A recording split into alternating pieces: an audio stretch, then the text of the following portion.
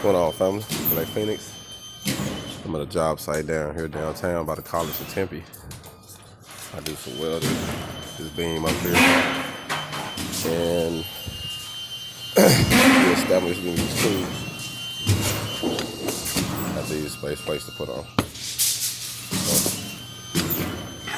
So what we'll do first, once we figure out everything, got a couple more things I got to check out here. So I'm doing, man. I'm out here getting my hog on. You never know who you meet. But I met another contractor that I think I just saved him, so he gonna be like, man, come over here and network with me. So I'm downtown Tempe at the college. These are some of the dorms and some of the new construction and offices and stuff they got down here. Pretty neat. It's a lot going on down here. A lot. It's a lot going on down